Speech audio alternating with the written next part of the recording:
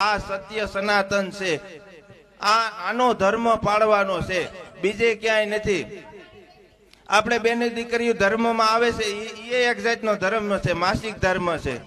તો આપણે એ ધર્મનું કલંક એવું માથે લીધું કે એ ધર્મ કોઈ દી આ મનુષ્યનો તો ઠીક પણ હારો એવો કોઈ બીજો અવતારે નહીં આવે. અને ઓલા સ્વામી લોકો એમ કે આ જે ધર્મમાં આવ્યું એના હાથનું ખાય ને તો એ કે બરદ બને. અરે બરદ તો તું બન, બરદ તું કે અવરે રવાડે આ તને ક્યાંક તારા આચાર્ય ભાઈ ક્યાંક ભૂલ ખવડાવી. ધર્મથી સેટો ભાગે ને એ ક્યાંય નો તરે. આ ધર્મનું પાલન કઈ રીતે કરવું મહાભારતની અંદર બતાવે કે આ ધર્મ આપણે ખુલ્લો પાડ્યો. ખુદ આ ભુવા લોકોએ તોડ્યું અને શીખવાડનાર બ્રાહ્મણું આને શીખવાડનાર આચાર્યો કે આ ધર્મથી આ પડસેટ લાગે. એટલે તું એમાંથી પેદા થયો, કેમ તને આ પડસેટ લાગે? તેથી તારી માએ તને સેટો ઘા કરી દીધો તો તું જીવતો હોત કે અહીંયા ધર્મથી ડરતો હોત? તો તું એનાથી તને આ પડસેટ લાગે? નો લાગે.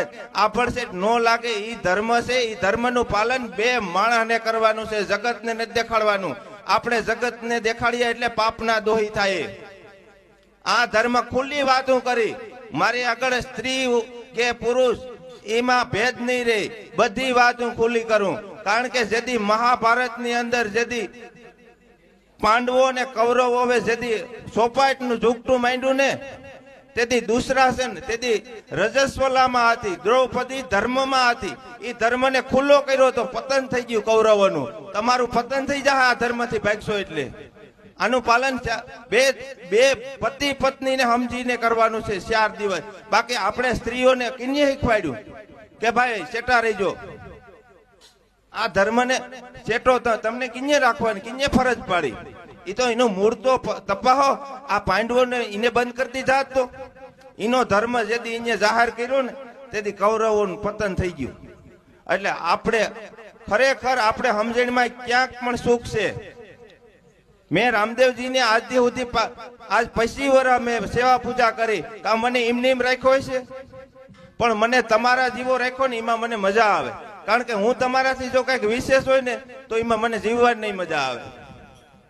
કારણ કે એમને જ કે મને જ્ઞાન નથી. જ્ઞાન મારા ગુરુની દયાથી 12.5 પંથનું જ્ઞાન છે. જીવા તેવા સાધુને જવાબ દઈને પાછું મોકલી દઉં. અને આજ ભક્તોને કહીએ કે કોટવારને કહીએ તો કે બસ 2 જ વાતો આવડે, કોણ ગુરુ ને કોણ ભગત ને કોણ બાપુ. લ્યો, પણ તારો ધર્મ શું છે ભાઈ? આ તારું 5 તત્વનું શરીર છે.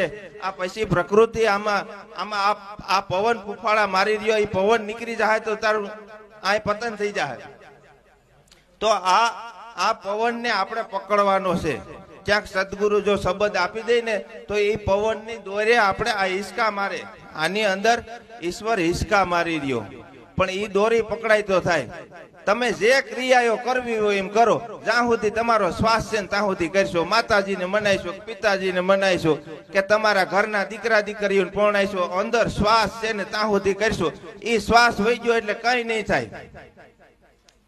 હું કોઈ મારી બડાઈ બચાવવાની વાત નથી કરતો, પણ તમે જાણો એમને એમ ખાલી નીકળ્યા ભજનની વાણીમાં આમ ડોકા કરીને કે ભાઈ ઓલો શબ્દ આમ ને ઓલો આ શબ્દ એમ ન સમજાય. મારા વાલા, આ સમાધિ યોગ અને ભક્તિ આનું સાધો ને તય વાત બને. આ 37 કલાક તમે સમાધિ બેહો તો એક વસ્તુ સમજાય. આ ઊંડી વસ્તુ છે. આ સંતોએ વાણી લખી કઈ બહાર થોડી સમજવા લખી કે આ ઓલા કે ભાઈ આ દેવાયત પંડિત આમ લખી ગયા કે કોક રોગે મરશે ભોગે મરશે, તે બહાર નું થોડા લખી ગયા. તમારી સમજણ કઈક માર ખાય. સત્ય વાત સમજાતી નથી. કારણ કે પોતાનું અભિમાન અહંકાર એ પોતાની બળાઈ ધરાર બતાવવા માંગે કે હું કાંઈક છું. કાંઈ નથી ભાઈ. કારણ કે આપણે બધાને એક પંથે જાવું તો કાંઈક સાધના ભજન ભક્તિ કરવી છે તો પંથે પાછા પૂગશું. નકા આમાં પાડા નહીં પૂગીએ. આ તો કોક આમાં સંતો ઘણી રીતે બતાવે કે ભાઈ આમાં આ તો ધર્મનો રસ્તો છે, આમાં પાળા નહીં પુગાય. આ તો કોક ભલાઈ વાળાને બાવો ભેટે.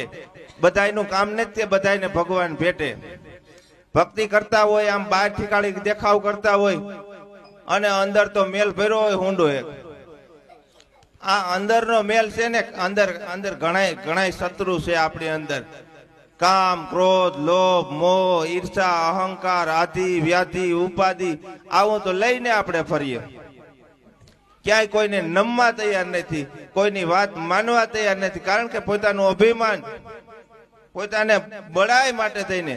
નહીં તો મને તો ઘણી વખત મેં આટલા વર્ષ અમે રામદેવજીએ 2 વર્ષ ભજન કર્યા, મેં કોઈ દી આગળ નહીં એમ કીધું કે ભાઈ મને વારો લેવા દો, ત્યાં મંદિરે હું ભજન કરું. પણ મેં ખબર એ ગામમાં કોઈ નથી પડવા દીધી કે આ પૂજા કરે અહીં રામે પીરવે. ગામને ખબર નથી.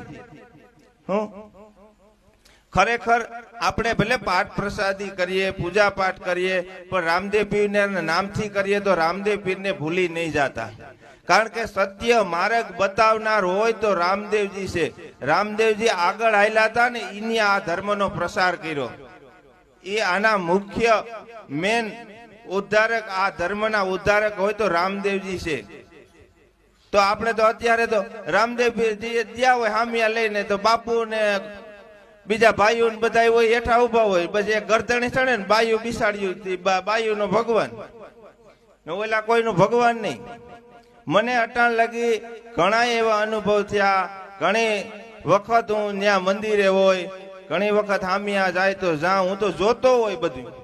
પાટે જતો હોય ન્યાય જોતો હોય, ઘણી વખત પાટે જતો હોય હું જવાનું કારણ બીજું કઈ નહીં, જાતો હોય ન્યાય જોતો હોય તો ત્યાં બધા હવ વાતો કરતા હોય, આપણે ઓલું કરું ઓલું કરું. હા ભાઈ, પણ મારું એમ કહેવાનું છે કે ભાઈ કઈ ખબર ન પડે સાના મુના બેહો નહીં. ફલાણી મોહી મરી ગઈ ને ઓલો કાકો મરી ગયો ને એને અહીંયા શું લેવા દેવા. આ ભક્તિના આવો કોઈ માહોલ હોય ત્યાં ઈ પ્રકારે વર્તમાન કરવું જોઈએ, કઈક સાંભળવું જોઈએ. સાંભળશું ને તો જ કઈક મગજમાં આપણે આવીશે વાત. અને છેલ્લી ઘડીએ જો સમજાઈ જાય ને તો જન્મ આખો તરી જવાનું થાય. નકર સમજી લ્યો કે પછી આ કોરોના આવે તો કોરોનાના ભયમાં મરી જવાનું. પછી 84 લાખ યોની આપી. મૂર્ખ મન તું સમજ, મૂર્ખ તું સમજ, એમ કીધું માણસને. મૂર્ખ કીધું કે તું જરા સમજ. આ માણસનો એક અવતાર એવો આપ્યો કે એમાં જ ભક્તિ ભજન આવા કઈક સત્કાર્યો થાય. બાકી બીજા એકેય જન્મમાં પસ્તાવાનો વારો આવશે. આ જન્મ ચૂકી ગયા એટલે આ માતાએ જન્મ નથી દેવાની. આગળ મોજ આવતી છે, વાત સમજણમાં નહીં આવે એટલે કે નહીં ભાઈ હવે એ તો વાતું કરું હું, આ એ બરાબર છે, વાતું જ કરું. પણ વાત મારી નો માનો તો કઈ નહીં, પણ સંતોની તો વાત માનો. આ સંતો કહી ગયા, શાસ્ત્રો કે ઈ વાતું તો માનો. આપણે કોઈની વાત આપણી ને આપણી એલા એમ તો વિચાર કરો, પેઢીયું ને પેઢીયું હોય ગયું, ક્યાંય કોઈનું નામ નિશાન નથી, કોઈની ટપાલ નથી. કોણ બાપો હતો, કોણ ઈનો બાપો ગયું તો કઈ ગયું, કઈ લેવા દેવાની. હવે હું કહું હાલો મારા બાપા તિથિ કરું ઓલું કરું, એને આમ હું જ લેવા દેવા. ગયું એટલે ગયું. માણસનો જન્મ એક ખાલી એક આપણે એક કલ્પના છે, આવ્યો ને વહી આવી એક કલ્પના છે. કોણ હતો કોણ નહીં આપણે બીજાને હું આજ કરીને કરવા કે ઓલા આમ કરતા ને ઓલા. ભલે સંતો કમાઈ કરી ગયા તો સંતોની કમાઈ આપણે ખાલી યાદીમાં લેવાની છે, બાકી તો કરવાનું આપણે છે. બાકી સંતોને યાદ કરવાથી આપણું કલ્યાણ થવાનું છે. ભગવાન એટલા થઈ ગયા, ભગવાનના નામ લેવાથી આપણું કલ્યાણ શું થવાનું છે. આપણી કઈ કમાઈ કરશું તો ઉજરી થવાની છે, કમાઈ વગર ઉજરા નહીં થાય. ખરેખર સમય દીધો ભગવાનએ, હારામ હારું દીધું બધાને, અવાર હારામ હારું વરહે દીધું બધાને. પણ ખાલી હોય હો ને હાય હામાં નહીં. પોતે કઈ ન કરો તો કઈ નહીં, ભલે ને મારી ઘોડે આમ ન કરો તો કઈ નહીં. ઘેર બેઠા બેઠા ઈશ્વરનું ભગવાનનું ભજન કરવું જોઈએ. પણ જ્યાં સુધી આ જીવને જગાડે ને એવું પાત્ર સામું નહીં મળે ને ત્યાં સુધી જાગવાનો આ વારો નહીં આવે.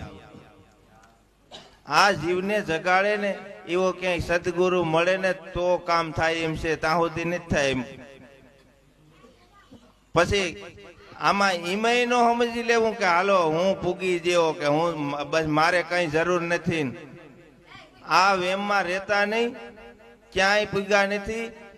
કારણ કે પૂગી ગયા ને એ તો ભરતરીને ગોપીચંદ ની ઘોડે કે 92 લાખ માળવાનો રાજા એક ઝટકીમાં આખો માળવો મેલી નીકળી ગયો તો. દેખો ભરતરી ભયા ફકીરા, 92 લાખ માળવાનો રાજા 16 દિયા